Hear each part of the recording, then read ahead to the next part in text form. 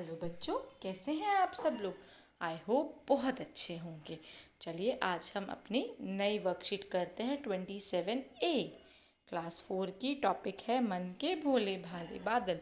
इस टॉपिक की जो पोयम है इसकी हमने वीडियो भी हमारे चैनल पे अपलोड कर रखी है, तो आप उसे भी जाकर देख सकते हैं और पोम को समझ सकते हैं। अच्छे से मैंने समझाई है वहाँ पर। ठीक है जी। नमस्कार बच्चों, कैसे हैं आप। आशा है कि सभी स्वस्थ और खुश होंगे। प्यारे बच्चों, हमने कविता मन के भोले भाले बादल पढ़ी। अगर आपने नहीं पढ़ी तो दोबारा पढ़िएगा। कविता में बादलों की तुलना अनेक प्रकार से की गई है। आइए कविता में आए कुछ चित्रों की मदद से नीचे दी गई पंक्तियों को बोलकर पढ़ें और रिक्त स्थानों को भरें। जैसे झब्बर झब्बर बालों वाले, फिर क्या कौन सी पिक्चर है, गुब्बारे की, तो गुब्बारों से गालों वाले, है ना। फिर लगे दौड़ने आसमान में झूम झूम कर काले बादल। कुछ ये क्या है, जोकर से तोंद फुलाए, कुछ हाथी से सूंड उठाए। तो यहाँ पे आपको ये सब लिखना है। अब कविता के आधार पर सही वाक्यों के सामने सही और गलत के सामने क्रॉस लगाना है। बादल सबका कहना मानते हैं, नहीं, सबका नहीं मानते। बादल झरझर पानी बरसाते हैं, बिल्कुल सही। बादल मोर के पंख लगाए हुए हैं, नहीं, मोर के पंख तो नहीं थे। बादल कभी कभी सिद्धि बन जाते हैं, हाँ बिल्कुल बन जाते हैं। ठीक है, चलिए आगे चलते हैं। नीचे दी गई कविता की पंक्तियों को बोलकर पढ़िए और दिए गए शब्दों के समानार्थक शब्द चुनकर लिखिए। लगे दौड़ में आसमान में, है ना, आसमान का आकाश हो गया। अब हमें ढूंढना जल का।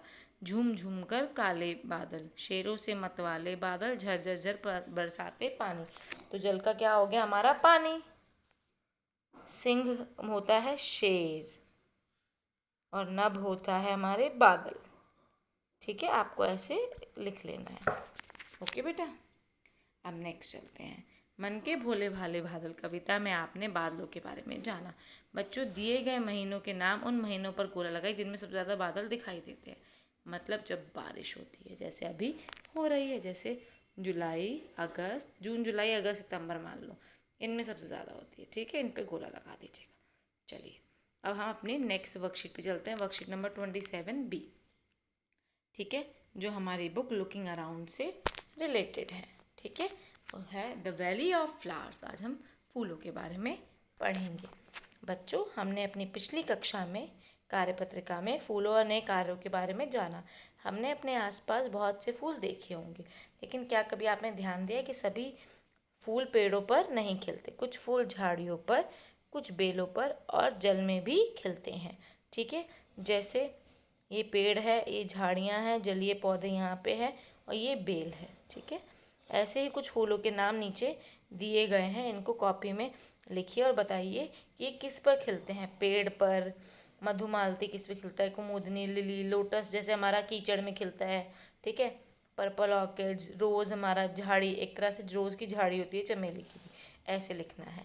ठीक है, इनको आपको ढूंढ कर सर्च करके इनकी फ़ोटो देखिए कैसा होता है और कहाँ खिलता है और उनको लिखिए। बच्चों, फूलों की सुंदरता हमारे मन को बहुत अच्छी लगती है, इसलिए हम घर को सुंदर सुंदर फूल बनाने के लिए पेड़ पौधे लगाते हैं।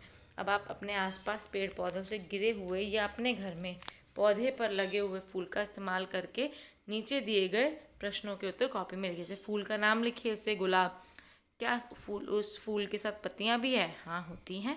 क्या उस फूल की पंखुड़ियाँ आपस में जुड़ी हुई हैं, बिल्कुल एक साथ जुड़ी होती है। यह फूल किस जगह खिलता है, झाड़ी में, बेल में, पेड़ में, जल में, झाड़ी पे। फूल किस रंग का है, लाल, गुलाबी, खुशबू कैसी है, बहुत अच्छी है।